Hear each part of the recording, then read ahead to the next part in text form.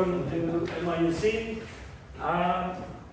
You don't see any students because we don't have classes on Friday. I invited them to drink, but apparently they prefer to do other things on Fridays rather than attending conferences. So welcome here. This is the first conference of a series of 4 conferences over the coming 2 months. I will be talking about the program a little bit later on, but the purpose of this conference is to introduce you, I would say, to the key concepts that are related to the new phenomenon of the emergence of Web3. Okay. Now, I chose this title, The Future of Globalisation, to indicate that Web3 is not just about technology and the way technology evolves, but it's mainly about its impact on the future perspective of how we can see the world evolving. So I'm going to talk a bit about politics as well, institutions, governments, etc. So it won't be a techie conference. Of course, we'll talk a bit about technology, but not too much. I will do the presentation. I suppose the presentation will last for about 3/4 of an hour, maybe a bit longer. Then we can have a 5 minutes break, and then we open up the lively discussion, I suppose. So, all right. So this image, I think, already gives you a hint about what it is all about. It's about the integration of our so-called real experience of the world with the virtual world, or a world that is not necessarily common to our experience at this stage. So, let's start. Thank you. My purpose here is to introduce you to a number of concepts. Understanding these concepts is key to understanding what is coming at us. So, irrevocability, smart contracts, decentralization, tokenization, and the horrible word permissionlessness. Can you imagine? Huh? So, right, if you understand the meaning of these 5 concepts, I think it will give you a very good basis for attending and understanding the conferences that will follow. So the upcoming conferences are on the 15th of March. We will have Masha Elmazova, and she will be talking about the decentralization of the canvas. Masha is very much involved into the art world, and she's the director of the Alma Gill Foundation, and very much interested in how these new technologies affect art and art markets. And I think it's really important to have this as a starting conference, because the art world is certainly one of the most advanced sectors in the acceptance of these new technologies, and the impact of Web3 technologies is huge in the art world, and maybe a good indicator of how it will affect other sectors of business and industry. The next presentation will be given by André Mikkel, and he's an IPFS evangelist, and IPFS is a new protocol It's a protocol based on cryptographic treatment of documents. And that's very important in terms of controlling AI and a completely new organization of how we use the internet. So this is more a techie, but of course André will also talk a lot about what the implications of these new technologies will be on business, on politics, on international relations, etc. And we'll end up on the 26th of April with a presentation by the CEO of Tokenomia.pro about the tokenization of business. What will be the applications, the practical applications and consequences for business in the implementation of Web3 technology. So these conferences are open to the public, so please feel free to invite your family and friends. However, we ask you to register up front if possible. Maybe we'll need a larger room this time, I hope. Yeah? So. Right, let's start with the content. We are living in a period where globalization is questioned. There's, however, never been a real consensus on whether globalization is desirable, inevitable, or the way to implement it. For the moment, we see a kind of contrasting tendencies. So between the tension between what we would call the Washington Consensus, which is the multilateral model of international intercourses between nations devised after the Second World War and represented by institutions such as the IMF, the World Trade Organization, or the World Bank. And in contrast to that, with that, we see a tendency to try and formulate a kind of alternative to this world view on organization of international relations. And of course, BRICS is probably the most organized formulation of this kind of alternative-seeking tendency. So there's no consensus here. There's no consensus at another level as well. We can ask ourselves, is the nation state still the political unit that should be taken as in a priority way when we're talking about international relations and the future of our international cooperation? Sorry, I'm a bit. I don't have a cold, but well. Anyway. So another view is that there is tension with the influence of multinational corporations. So there's a very difficult or complicated relationship between these two types of institutions. Sometimes, of course, multinational corporations are considered to be national champions, and that's, let's say, the French approach to things.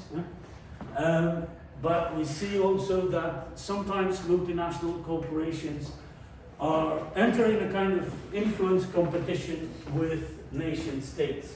So here again, we don't have a clear view of what might happen. And that creates a lot of uncertainty. I think we all have the feeling that we don't really know what is going to happen.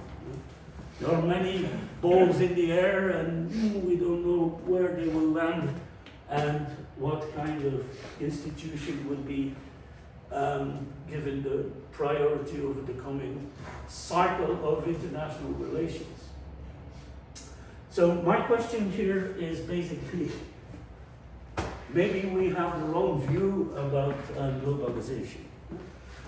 maybe we understand globalization in the wrong way.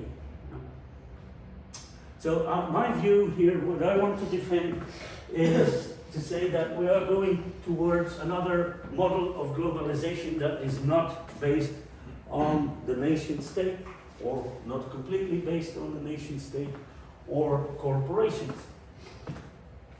We have now the alternative. The alternative that is proposed to us is basically to say, okay, what will be our position in the world? Will we experience this world as being a citizen? Or will we be active in our relations in the world tomorrow as shareholders? I think we have a third alternative. And that alternative is membership. So my theory is that Web3 technologies will allow us to be much more dynamic in our international and national relationships, political relationships, economic relationships, and social relationships. We will become members of institutions that do not exist yet, or maybe already exist but will transform. They will mutate into new forms of organization. So we can say that today we could look at globalization, or the fact that the world is perceived to be globalized, because we are relying on a vast quantity of different kinds of networks. And this is only increasing. The more mature our technologies and our social abilities and political sophistication advances, the more networks we are creating. So we can recognize, I think, pretty easily a number of types of networks: communication networks, information networks, transaction networks, sensor networks, social networks, cultural, religious, political, diplomatic networks, and you name it. There are many more. So I see globalization as a phenomenon that is based on the integration of these, the increasing integration of these networks. Now, can somebody draw a network for me? I've got the... Is there a candidate? We've got a candidate. It's a student of mine, she's done it already.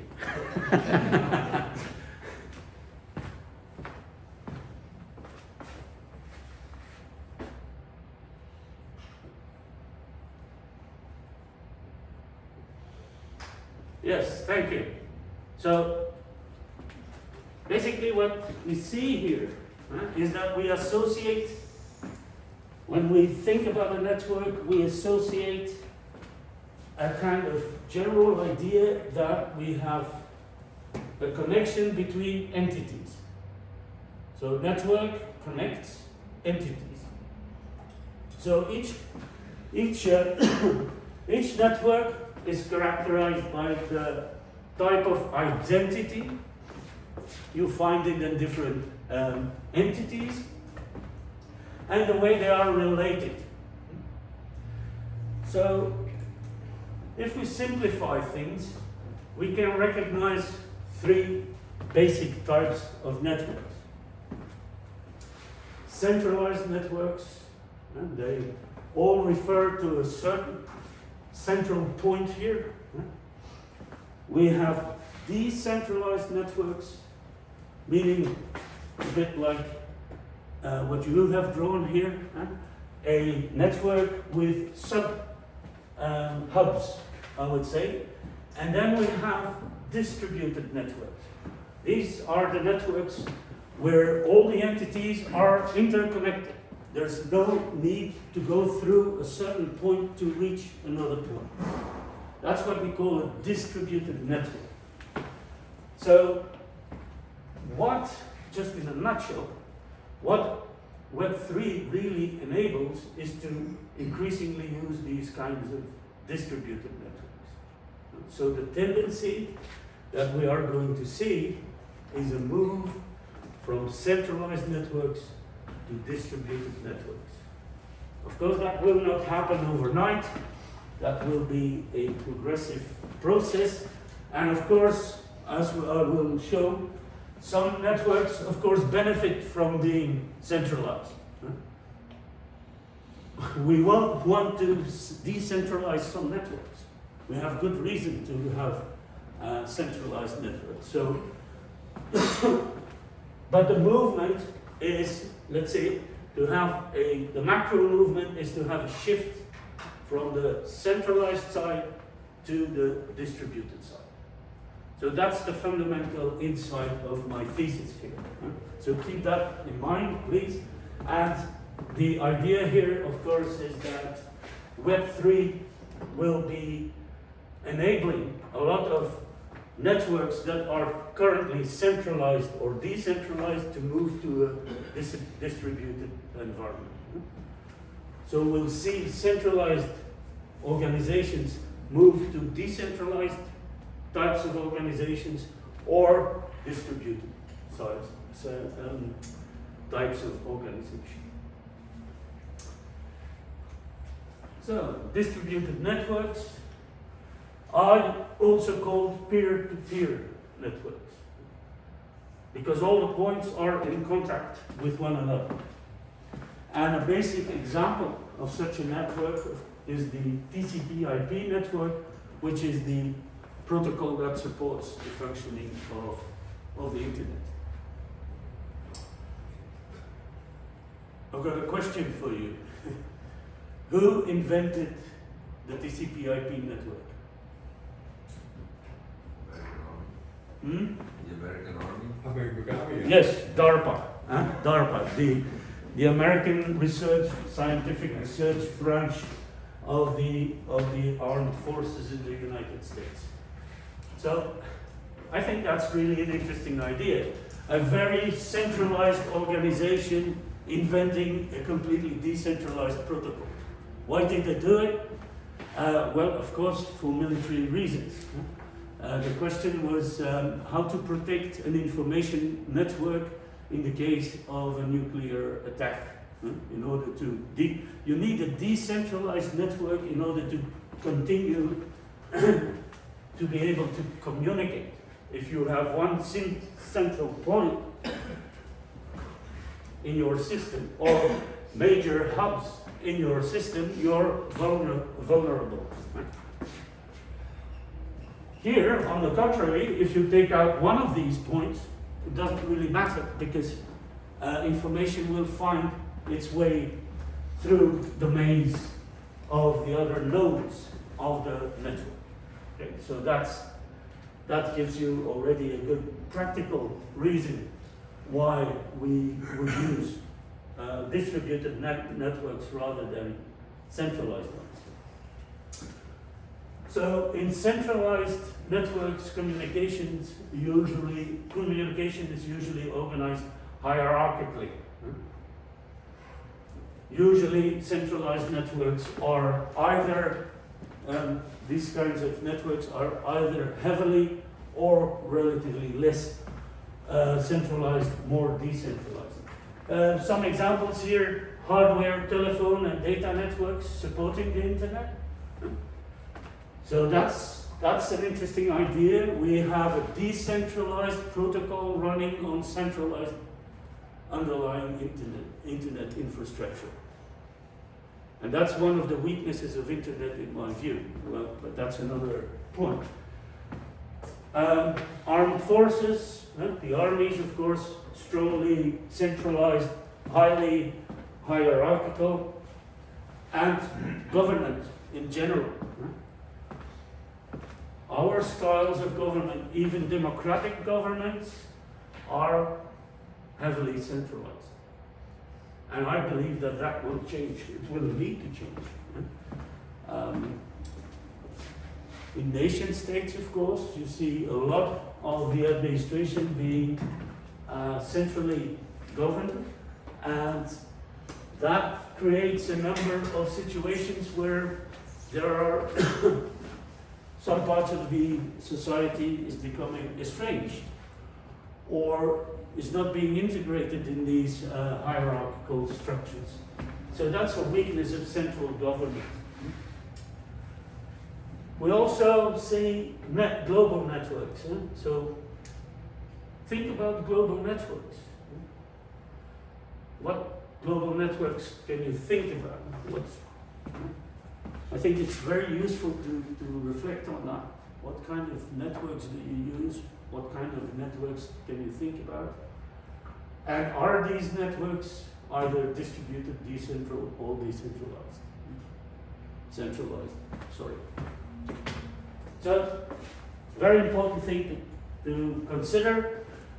We see some global networks with different degrees of centralization, you could say. Commodity markets are fairly centralized. Telecom networks are very centralized. Think about your telecom companies. They are heavily centralized. Also, the agreements on how these companies cooperate with one another is heavily centralized through standardization of communication protocols and technological infrastructure regulations. Air transport, another global network, that is very centralized. And we want it to be centralized.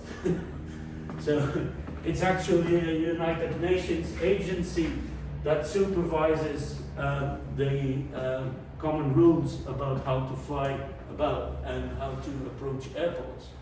We don't want this to be decentralized at the moment. Tourism is an industry that is relatively decentralized. So these are all kinds of networks we can think about and attach some ideas on how do these networks actually function? What is the relationship between the nodes or the entities within these entities? International standards are usually the result of centralization. The international IFRS, for instance, international financial reporting systems. So these are standards.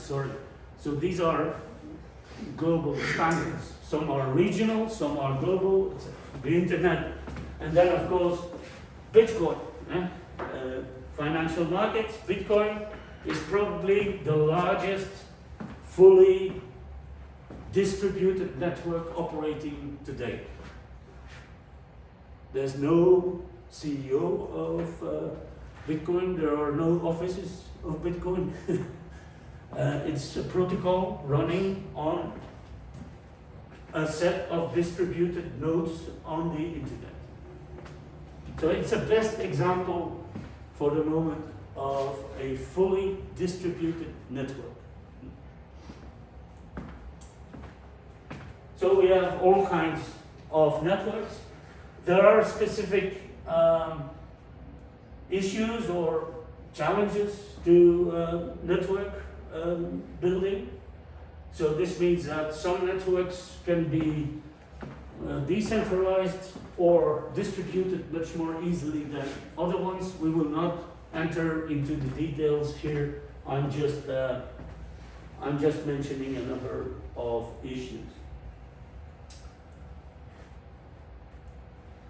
Now, after this introduction, let's try to enter into the core of the issues here.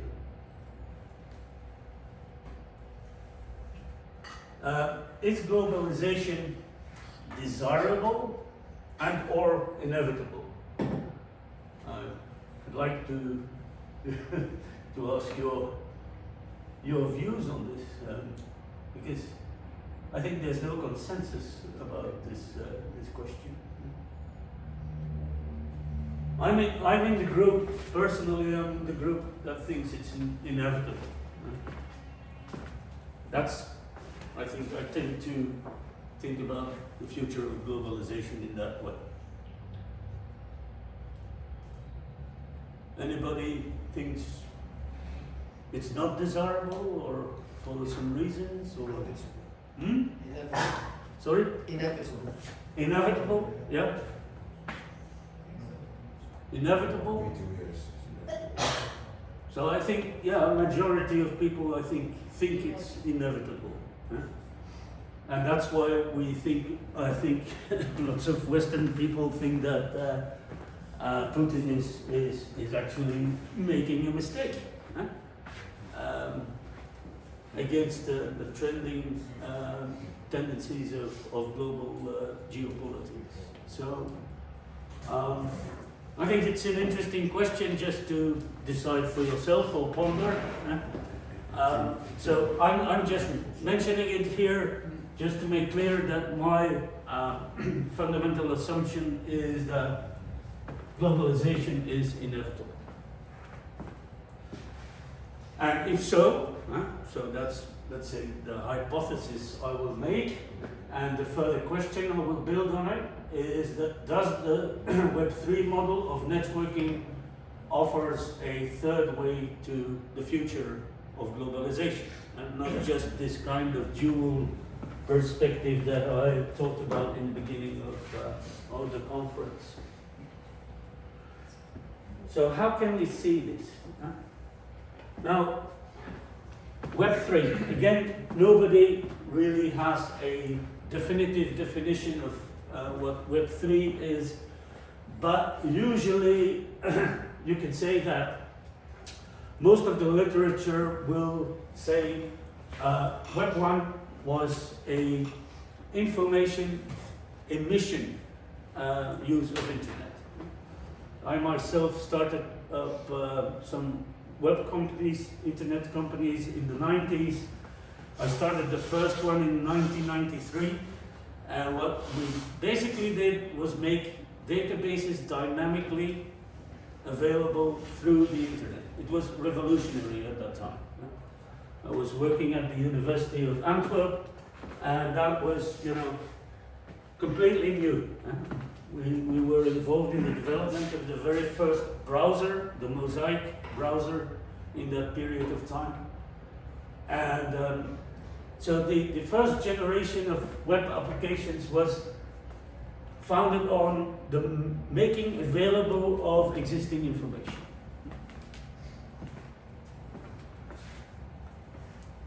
Around 2000, after the internet bubble, we saw the emergence of a second generation of web applications. And the idea here is that it was not all about the making available of information through the internet, but generating content through using the internet, by publishing on the internet, interacting on the internet. And that's, of course, the period in which companies like Facebook have been emerging. Recently, Facebook has celebrated its 20th anniversary, so that's a typical period in which we have seen this transformation from the Web 1 model to the Web 2 model. It's also the period of time when I limited my use of internet as much as possible. I've never been on Facebook.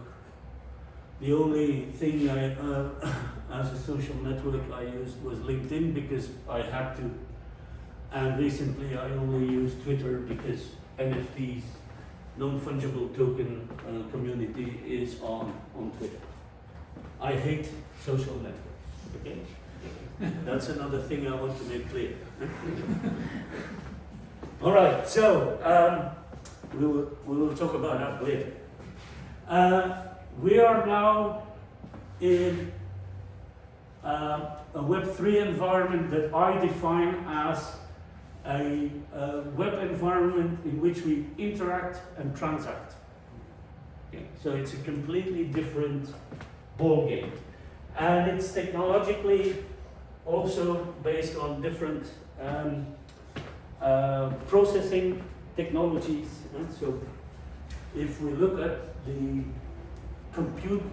computing technology that is behind Web3 components such as AI, we have moved from central processing computer capacities, which are, let's say, the traditional PCs, to an increased use of graphical processing units. So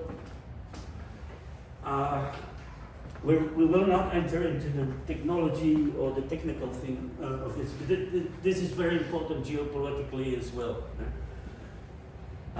These GPUs have been originally built with GPU stands for graphical processing unit. They have been built basically for gaming purposes. But they are also these processors are as well the ones that have allowed the development of large language models such as ChatGPT. ChatGPT types of applications run on this kind of processor and usually not on that, or a combination of the two. And we see that this has huge geopolitical consequences.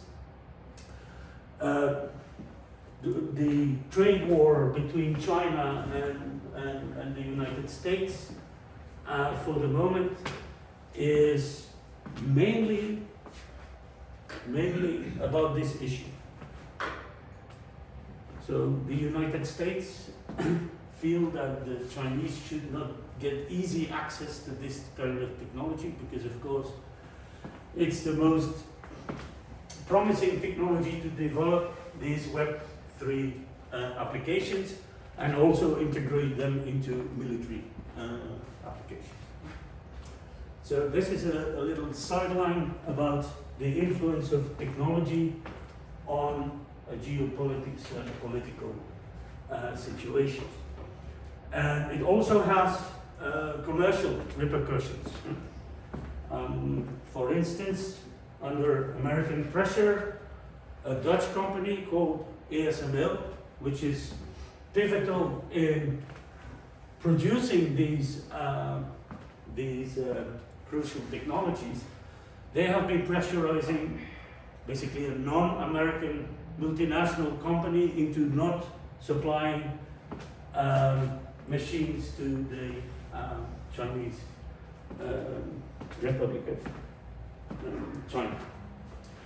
So you see there are already very, very interesting connections between these new emerging technologies and geopolitics. And at the stage we are at, they are increasing tensions. My view is that as we go along and implement more of these technologies, it will have the opposite effect. It will have the effect of dimming down the oppositions at the political level. So, Web3, how do I see it? We need to have some kind of representation of what we are talking about. So, my model of Web3 is that it is a combination of two basic technologies: artificial intelligence and blockchain technologies that have been supported by telecom networks on the one hand and big data. That has been a benefit of Web2. Web2 has been generating a huge amount of communication data that have been stored on the internet in some way. And these huge sources of data have been used to develop artificial intelligence applications. The applications of artificial intelligence today wouldn't have been possible without this accumulation of big data during the last 30, 40 years. Artificial intelligence in itself is not a new technology. When I was studying 40 years ago, I already had courses on artificial intelligence and neural networks. So it's not new technology. It's being made possible by, of course, more performing processors, GPUs, in combination with big data. But the basic concepts of artificial intelligence we are using today are not new or really revolutionary. What is really revolutionary and very recent is blockchain technology or distributed ledger technology. That is new. That did not exist before Bitcoin. And that's now about 14 years ago. And that's the fundamental motor of all the transformations we are going to see. There's a lot of hype about artificial intelligence. It's a very, very important evolution. But what is really enabling Web3 is this. That is the fundamental difference. Because, I will explain that a bit later, but because it enables distributed governance. And that's what you need to understand. Blockchain technologies allow for distributed governance, meaning decentralization. This is the fundamental tendency. So we will be talking a bit about that later on. And then the last component of this Web3 model I have developed is the metaverse, whatever that means. And you have seen the slide, the first slide, the welcoming slide. You have seen these two ladies playing football with goggles on. Well, it's the presentation layer of Web3. But again, nobody really knows how this will evolve. For the moment, we are still in the very early days of metaverse applications. But the metaverse is fundamentally the environment in which we are going to transact and interact. So, bear with me. If you have any questions at this, or you want me to repeat or explain something a bit more clearly, I think it might be the good moment to just see if everybody's following. Yes? I've got a question about the metaverse, and something I've always wondered is that it's basically going to be, as you say, visualization of Web3, an interactive space. Is that going to be provided by multiple providers? Like, I'm wondering because a lot of social media companies are looking at this kind of platform, right, for interaction. But how the web, so would that also be decentralized amongst multiple providers? Yes. I'm wondering about cross-compatibility and... Well, I think one of the problems today is that nobody really knows what kind of interactions work. You see, you already had some earlier experiments with the Google Glass, you remember? So nobody really knows what will work in the metaverse and what not will work. The only thing I know is that at some point we'll get there.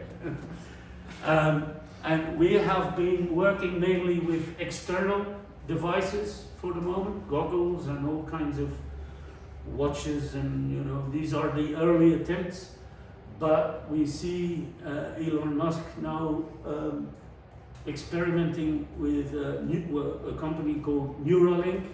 So that's basically integrating the biological universe with the IT or information universe, you could say. So Neuralink is studying and developing implants. So basically they put a probe in your brain and then you can connect with a computer. I believe that this will probably be certainly a way in which we will evolve as well. You see other signs of these kinds of integrations also in the design of prostheses, so replacement limbs that are becoming increasingly autonomous and and interactive on a kind of more natural basis than the purely mechanical instruments that we used before.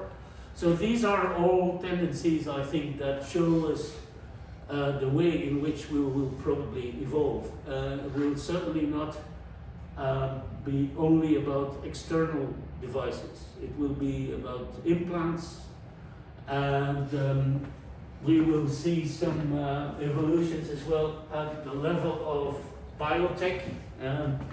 So we see already that AI has got an enormous acceleration effect on the development of not only new drugs, but also innovative ways of developing organic material that could help us to increase our performance in some domains. So I know I'm pretty general here, but I have to admit I don't really know, but I can only identify a number of trends that are really noticeable and that will accelerate pretty rapidly. There's a good reason why Mark Zuckerberg decided to change the name of Facebook as a company. It's now Meta. He's also, well, I mean Meta, not he, only he, but he's on the side of developing open source artificial intelligence applications in order to accelerate the technologies applicable in the metaverse. So we are at this kind of historical juncture, I think, where we don't really know yet where we are going, but major players in this universe of Web3 are definitely investing massive amounts of energy and resources into that direction. So I don't know if that's I suppose it's not very satisfactory as an answer, but it should be indicative anyway. So, all right. Anything else before we go further? No? Is it not too complicated? We can follow. All right. Okay. Let's. No, but that's the challenge. You know, it's really not so easy to, because there are many balls in the air, and we need to keep, you know, these different dimensions in our frame in order to try and understand where we're going here. So, very first term I want you to understand, and this is, I think, the ultimate basis of this Web3 revolution, is that for the very first time in human history, since 14 years, maybe we can replace our time counting instead of 2000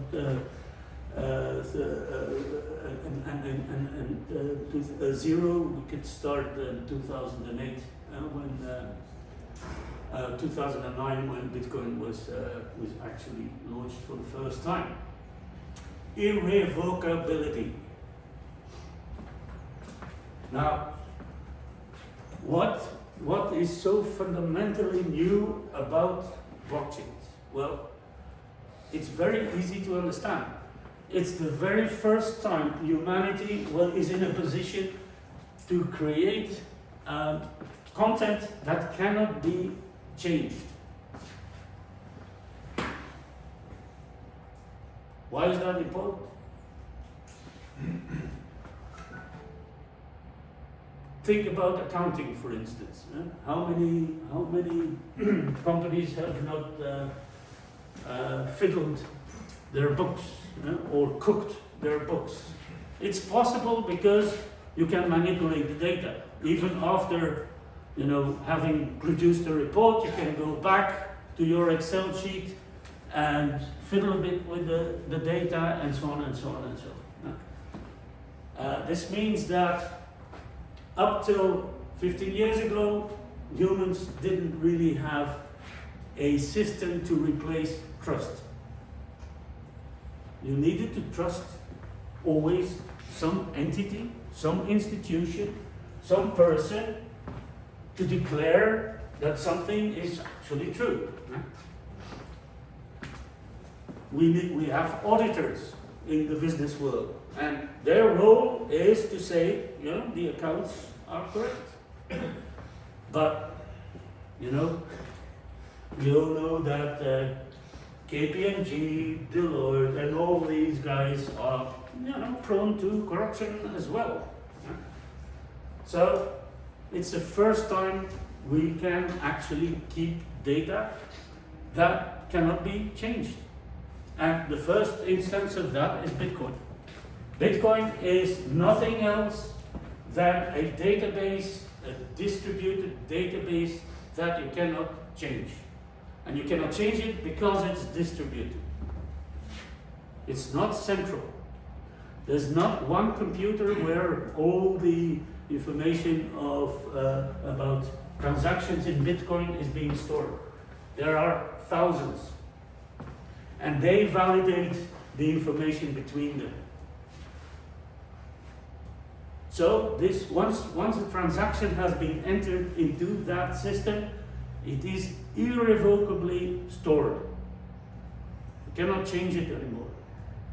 There's no way of doing it. Unless, of course, the system breaks down, the data will be gone.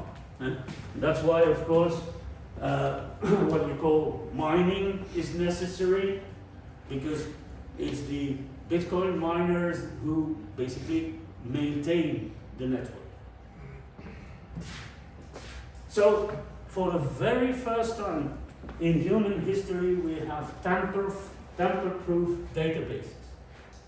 This is a revolutionary technology. It will change everything. If you don't need to trust anybody else any longer, it changes our power relationships. If I can just validate information by consulting a tamper-proof database, I don't need information intermediaries anymore to trust. I don't need to ask somebody, is this really true? I can look for myself. And this is why, of course, cryptocurrencies and this kind of technologies are a very, very bad idea to use it for criminal uses, because you can always track each and every transaction. Lots of crooks thought that they could use Bitcoin to commit fraud or launder money. It doesn't work. You will be found out. Now, if you can have irrevocable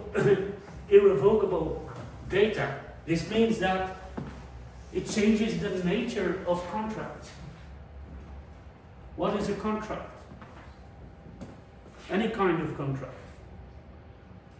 It's basically a conditional interaction. If I do this, you do that. Okay? It's very simple. Every contract is like this. A rental contract. If I give you the key of my house, you will pay me 1,000 euros a month. If you buy my car, you pay me and I give you my car. Okay. So that's interaction. This means in Web3 we will see this kind of contractual interaction to be generalized and immediately made available through the interaction layer, which is the metaverse. So, we can now make, for the very first time in human history, what we call smart contracts.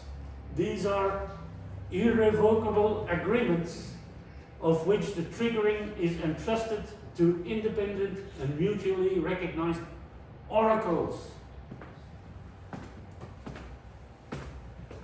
Okay, now imagine you buy my car and I agreed to give you the keys once you paid on my bank account. Okay. Fine. Something goes wrong.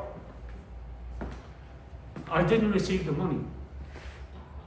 You made an error. The money was sent to somebody else. What do you need to do? You need to go to your bank. You need to ask your banker to put the money in the right bank account, etc., etc. Okay? If we do a smart contract agreement and we have a third-party computer somewhere on a blockchain controlling whether that transaction has been executed, this means that there is no discussion here and I have to remit you my part of the deal. We both agreed that certain oracles, sources of information, think about big data.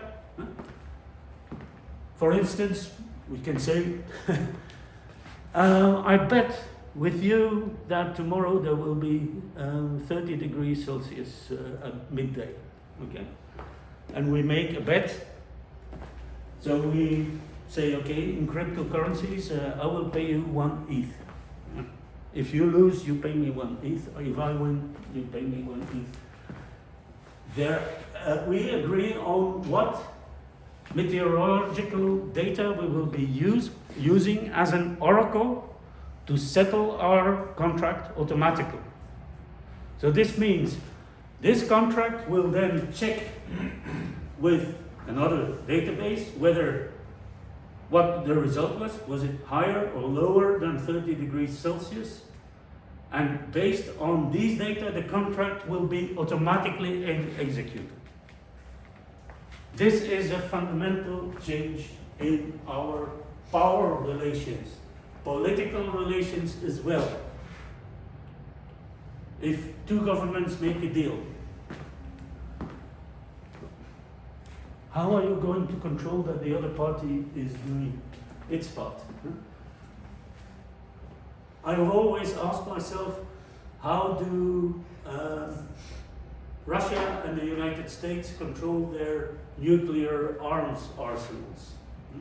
What kind of procedures are being used there? I think it might be an interesting point just to see whether these very complex mutual checking of political entities in the framework of international agreements could be employing this technology as well. And I think we as citizens, we should ask our governments to use this kind of technology as much as possible. That's, I think, one of the political consequences of what I'm saying here. This has huge political and practical applications in governance, business governance, governmental governance, international institutions, governance, etc., etc. Voting. Because your database is irrevocable, why do we still use paper and pen to vote? Let's use this technology. It's foolproof and it's absolutely secure. So let's ask our politicians to allow us to vote using blockchain technology. But you understand that we can Swissify society. Yeah? Instead of delegating our political powers to intermediaries, again, that we need to trust, like our representatives in parliament, etc., we could Swissify the system and say, okay, some issues need to be decided upon by the population in general or a certain category of people or whatever. So we can really transform the way we are managing our institutions. And obviously, of course, we can apply these irrevocable contracts in many applications, security, payments, and so on, and so on, and so on. I hope now that you understand why, since more than 10 years, I am an evangelist for not Bitcoin, but for distributed ledger technologies. Very few people really understand the implications of this. This is far more important than any AI application for the moment. This is a fundamental decision and technology we need to understand as citizens. Okay, this is the first pillar, blockchains. Second pillar, AI.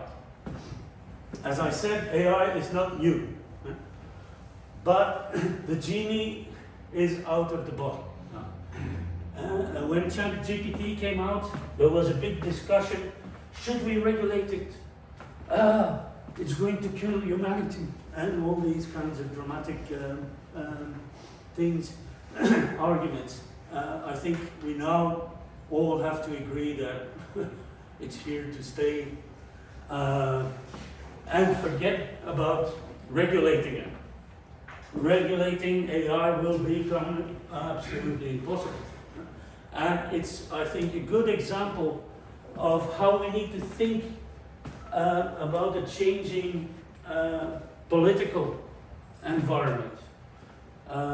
What we see is the European Union, they always have this kind of knee-jerk reaction. Something new, we regulate. That's the idea. It doesn't work like that. You cannot regulate AI. You cannot regulate Bitcoin. So we have to accept that we now are confronting fundamental technologies that we cannot regulate. And that will have enormous consequences for our conception of how we should organize society and how we should organize international relations. So, if AI is here to stay, the next things we really need to address, and we are going to address, is workflow integration. How are we going to use AI in our daily life? How are we going to include AI into our daily workflows? That's the next step. That's the next frontier, I would say, from a business and administrative point of view. The second one is really interesting, is the question of knowing how we will keep AI aligned to our human expectations. So we don't want AI to crush us completely, and of course there are many questions of, how are we going to make sure that AI is not taking decisions or instigating actions that would be harmful for humans. I will not go into detail here, but the solution again, and this is why blockchain technology is primary, the solution is blockchain again. Because you can make smart contracts with AI. Okay, so you can make a smart contract with an AI application and say, if an oracle sees that something is going wrong with that AI, it disconnects irrevocably the activity of the AI. So that's why blockchain is so fundamental. It will be our way of keeping AI in some ranges of acceptable behavior. The metaverse again. We're coming back to that again. how are we going to transact? Huh? We don't know. I've covered this, what I wanted to say, illustrating it with this picture here. I don't know. I don't see myself going to Chinese restaurant wearing goggles. I don't see I don't see the reason to do that, but some people apparently do. So maybe provide some information about the ingredients of the food, or saying don't eat that, you're allergic to it, or these are the kinds of applications we can think about. DAOs. That's, I think, the cornerstone of our future societies. Irrevocable, smart contracts make the operation of organizations completely different. So we are now able to create decentralized autonomous organizations. So these are organizations that self-organize on the basis of decisions made on blockchains, using usually voting procedures. The advantage of this is that you can have multiple community membership. So basically, you are not required to adhere to some organizations. It's completely permissionless, opt-in or opt-out. If an organization doesn't attract you anymore or does not reflect your ideas anymore, you just leave. You sell your tokens or you destroy your tokens and you're gone. If you want to adhere to an organization, there will probably be procedures, but if you are conforming to the procedures, again, an oracle independently will let you in. It won't be the decision of a committee or of that kind of influential group within the organization.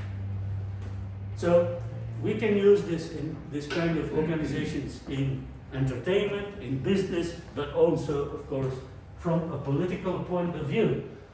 And this is the reason why I'm saying we have maybe a third option. Instead of seeing our future as citizens or shareholders, we can see our future as community members. Blockchains allow for tokenization of governance. So you can change the rules as you go. And AI allows for governance execution. So you can instruct. Managing organizations is always complex. You have to manage the decision making, the communication, and so on and so on. AI tools can do that fairly automatically. There's no problem. So this means that the governance of these the future of the governance of these decentralized autonomous organizations lie in the application of artificial intelligence technology.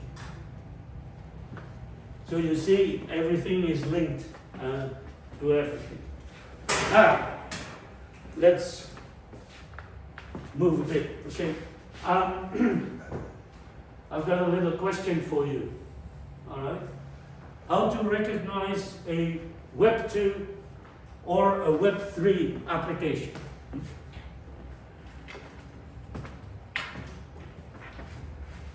Which one of the two is the Web 2 application and which one is the Web 3 application?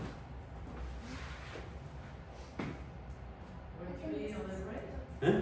Sorry? Web 3 on the right? Yes? Why do you think so? Because it looks more modern and it's yellow on one side and blue. I don't know, it looks like a AI generated image. Yeah, well, I don't know. yeah. You're right, but for the wrong reasons. It happens in life. The left side is basically, it's created by information that's already available on the, accessible to anybody, so it's pulling the information is being created from that. Yes? Huh? So, it's a completely different way of interacting. This is blockchain based, this is central database management based. How can you make the difference? How can you evaluate the difference? So this is Twitter. Okay? Now, here, this is an advertising. So this means Twitter makes money and these social networks, that's why I hate them so much, using two things. One is, I think, pretty legitimate. It's, okay, ads, selling ads. The second one is problematic.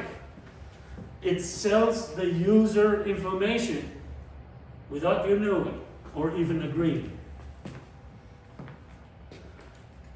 Facebook, Google, all them, LinkedIn, they make more money from selling the data about your behavior than actually making money by selling advertising.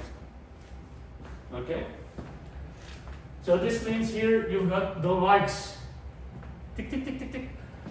Do you get rewarded to like something? Or if you say you like something, does the producer of that image or text receive something in exchange? No. Basically, both the producer of the information and the consumer of the information are not earning anything for their behavior. Yet, of course, Twitter, Facebook, etc. will encourage you to spend as much time as possible on their platform. Third little red light here. Intercommunicability. Meaning, if you want to share information from a Web 2 social environment, you are limited in your choices. You cannot decide by which channel you are going to send some information to somebody else. You need to go through their predefined processes, and again, that's a way of keeping the audience on the platform and limiting external communication. Difference here, big difference. This is X, and this is a new application very similar to Twitter, and it's called Farcaster. Okay. Now, here, first little blob, read online, meaning the information is integrated into the platform. You don't have to leave the platform. Secondly, subscribe immediately to the information source of that user. Not subscribe to Twitter, but subscribe directly to the provider of this information. Here, likes. They have a different function than in Twitter. Basically, it's a way of creating your communities. An AI system will say, if you like that, we think you should be in that community. Or we propose that community. Last one here is a little sign and say, if you like the content, you can reward the content maker. You can transfer cryptocurrencies to this author. So you see, you have direct communication. It's decentralized. You can use any kind of cryptocurrency you want on this platform. They won't tell you you can only use that cryptocurrency. For certain purposes, yes, because of course it's related to their revenue model, but in general it's a completely open platform. Who will win?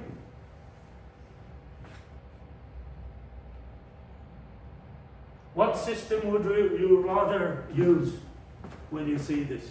Correct. Of course. Never heard of it.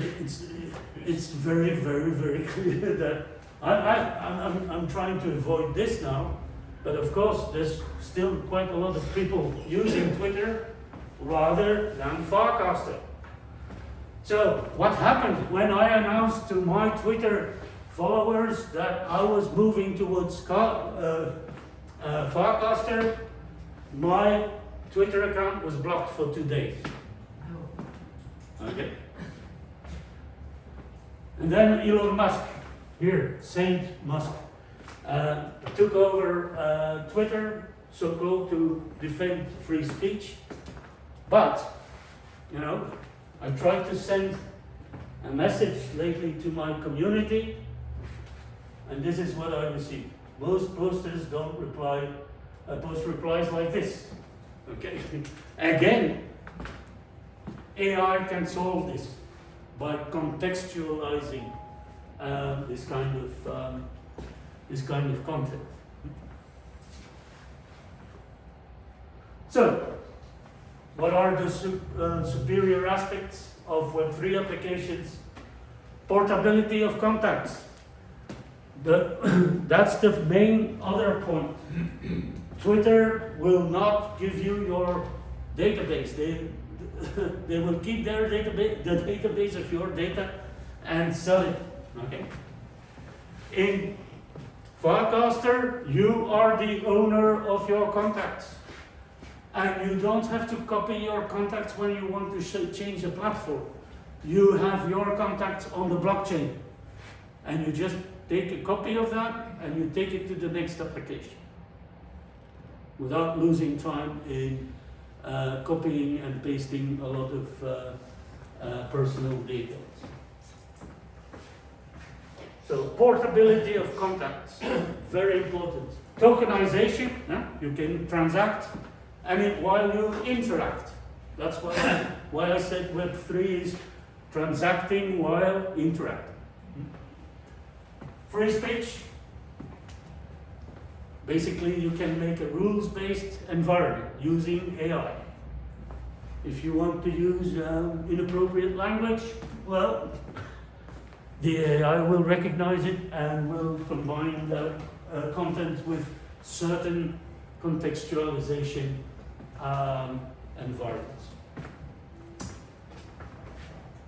So, before we have a little break, the question here is, okay, the future of globalization is, the question is, does Web3, according to you, open up a new alley for envisioning our future as citizens, shareholders, and members of communities? So I would propose to have a 5-minute break and then talk about this topic afterwards. Okay.